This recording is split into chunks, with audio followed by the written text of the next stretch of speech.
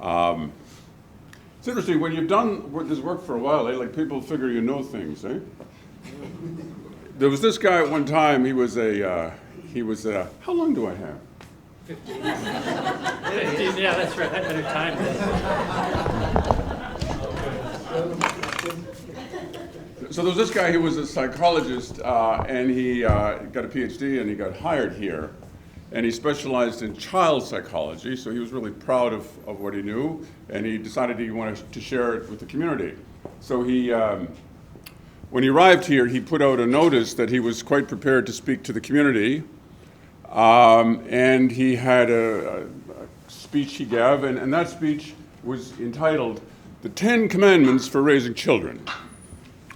And he got a bit of take-up on that, became quite well known as a speaker. He got married. He had a child. And he changed, it was notable that the title of the speech changed to 10 Suggestions for Raising Children. Then he had another child, they had another child, and the title changed again. And it was 10 Questions about Raising Children. Then they had a third child, and he stopped lecturing altogether. So I'm kind of like the guy with the third child.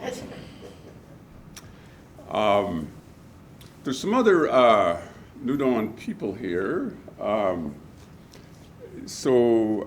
see Tanya's here, Tanya Andrews, who runs our communication division.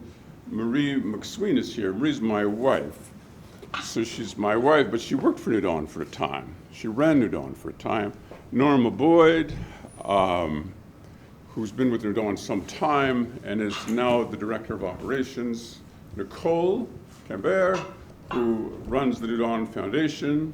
I saw Jennifer. Where's Jennifer at? Jennifer, who is on the Executive Committee of the Board. And Mary Beth Doucette is here. Mary Beth, who's the Secretary Treasurer of the Board of New Dawn. Who did I miss? Look, I'm really impressed that you all are here. I figured we'd have about 2 people left at this point in the conference. It's Friday morning. I figured you'd all head home. So thank you very much for coming. I've given this a lot of thought. I've come up. I don't know where we're going, right? I have no idea where the movement is going. So I decided what I'd do is I'd stick to my experience. And I've given some thought to this. And I figure there are 21 things I've learned. And I'm going to share them in detail with you. I'm going to finish about 10 minutes to 5 this afternoon. And I'll give my 2 colleagues 5 minutes each. 5 o'clock, you're ready here. I promise you that. Let me tell you 3 things. I'm not sure if New Dawn learned these things, but 3 things that I've learned personally as a result of this work. The first thing I've learned is that New Dawn, by the way, how many, do you know New Dawn? How many know New Dawn? How many don't know New Dawn? You don't know anything about New Dawn. My God, and you've gotten through life this far. It's amazing. So New Dawn is this community business organization, community development organization. It's here, located here in Cape Breton County. We've been around 37 years. There's a number of divisions to it. We employ, they tell me, something in the range now of 325 people, full and part-time. There's a variety of things: real estate, healthcare, training, a social development division, and raises a bit of capital every year that it reinvests in the community. Cape Breton itself, this end of Cape Breton, we've really been struggling for some time. It is what is best described as we are a depleted community. So in the context of this depletion, I think New Dawn, some people would argue New Dawn has met with some success. But I think to understand that success, you've got to understand that New Dawn has been lucky. And sometimes I'll say that to people and say, no, look at all the work that was done. And that does not diminish the work. That does not diminish the work at all. I had a professor one time, Carlos Tortillos. He was from Brazil, and he was a great friend of Paulo Freire. Those of you that know Paulo And one of the things Carlo said to me one time was that both in success and in failure, there is mystery. That we like to be rational about it and we like to explain it, eh? But there's a point that you just don't explain. It sort of has, oftentimes between in a relationship, if you're in a relationship, say a relationship between a man and a woman, there is mystery, which really serves to kind of hold that relationship together. So it's a bit difficult to describe this luck, but let me tell you a quick story that has nothing to do with New Dawn. One time my mother had died, my father was living alone. I'm going to Halifax to a meeting on a Saturday. So I asked him if he wants to come. He says, okay, he'd love to come. So we leave on Friday. He insists we take his truck. He's got this old truck, so we drive to Halifax, go to the meeting on Saturday.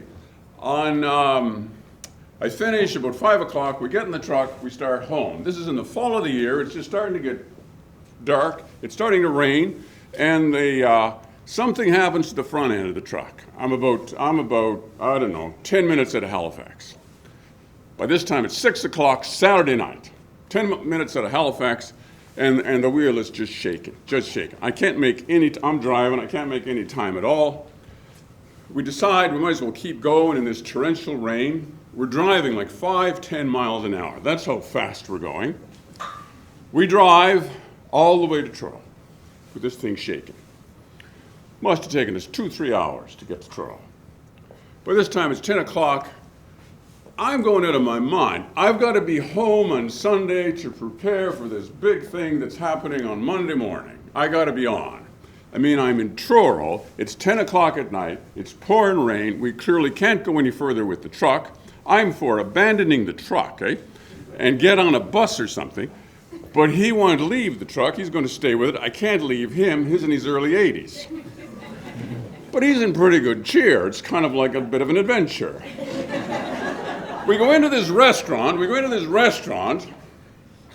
and we're having supper, and I am so frustrated. Like, I am so frustrated I could scream, And this waitress comes over, and he starts to chatter up and flirt with her a bit. And he tells her our story. And I'm thinking, why is he doing this? Like, why is he doing this? And then at some point in the story, he says to her, now, she's like 18, right? Got other things on her mind, I'm sure. And he says to her, you wouldn't know a mechanic, would you? She says, my father's a pretty good mechanic. She said, do you want me to call him? My father says, sure. Anyway, she comes back at the table, says, yeah, he was in bed.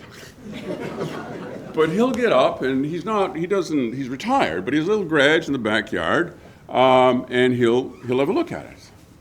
By the time you finish eating, he'll be in the garage, you're going to put the fire on, and you go there. We eat.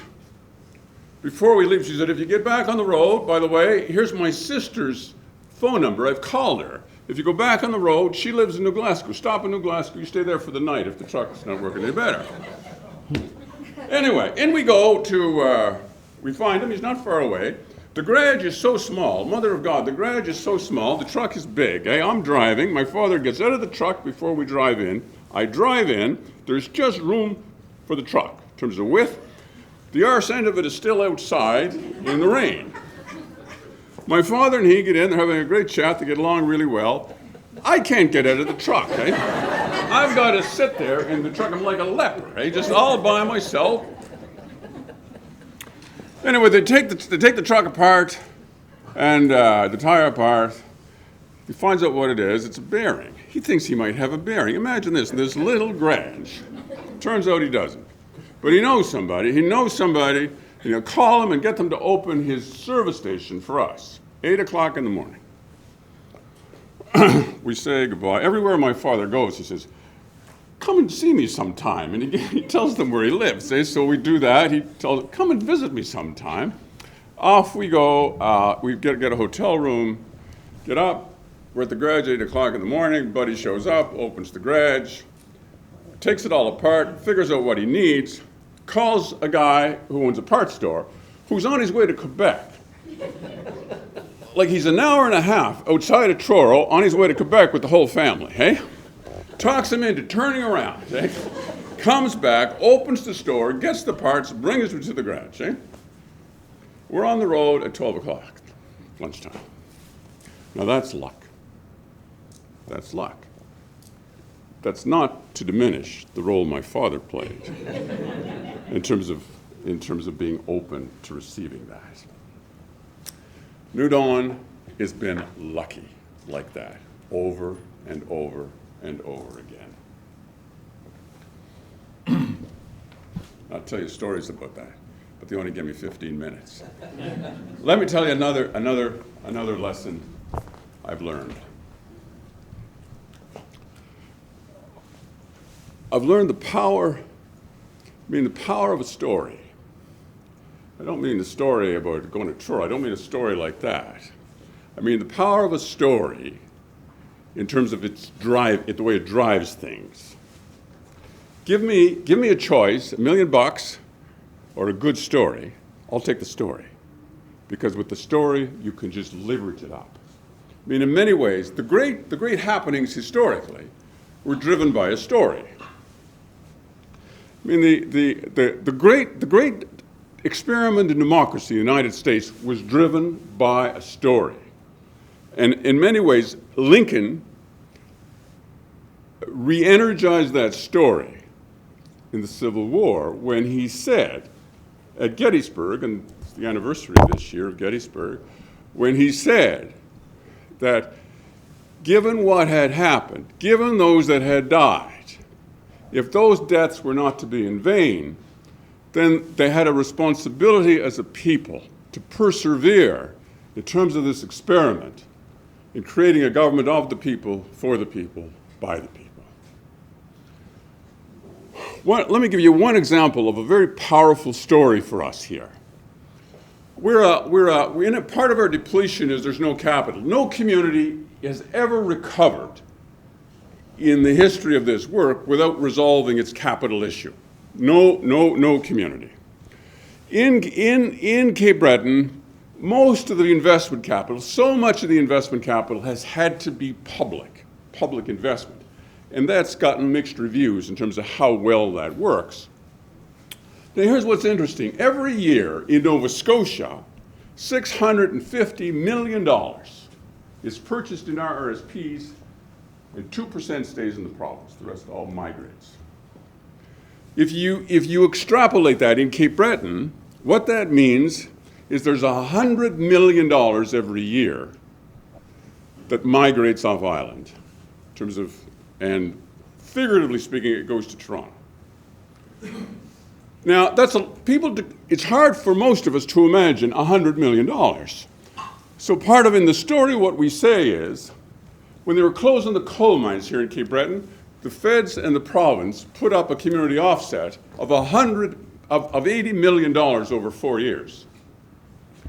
There was the equivalent of a royal commission set up to talk with the community about what it should be invested in, who should invest it, what it shouldn't be invested in. I mean, it went on and on and on and on, because we thought that was an incredible amount of money.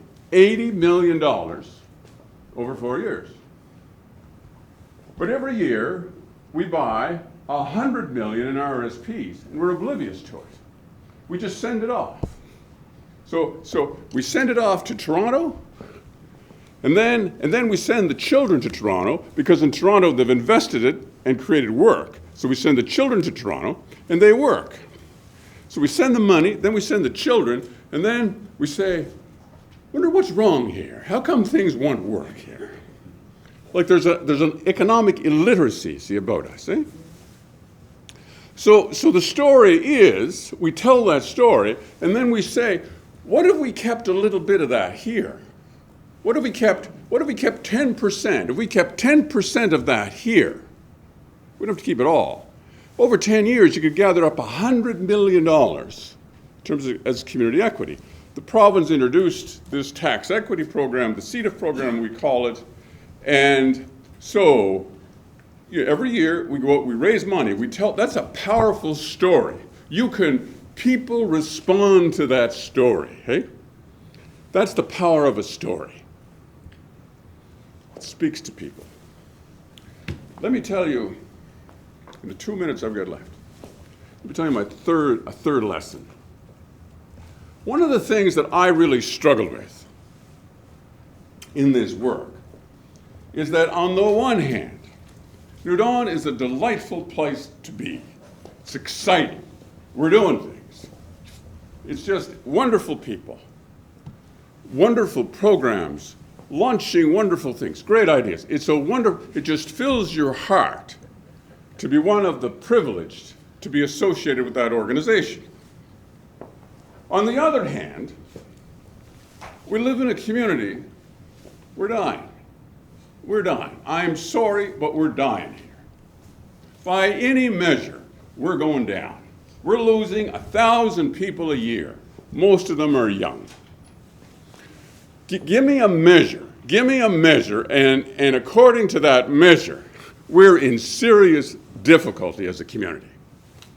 And it's complex. It's complex in terms of what that's all about, why that's the case. So you live on the one hand in this lovely kind of hopeful environment, and on the other hand, you're surrounded by this despair. You can't help it. If you look at Cape Breton with a reasoned intellect, you can't help but come to the conclusion, this is going down. So you live, so all my life was kind of schizophrenic, eh? It's a wonderful story that helped resolve this for me. And that's the story that was in Jim Collins' book, which I think is the best business book that was ever written. Good to Great. Jim Collins tells the story of Admiral Jim Stockdale.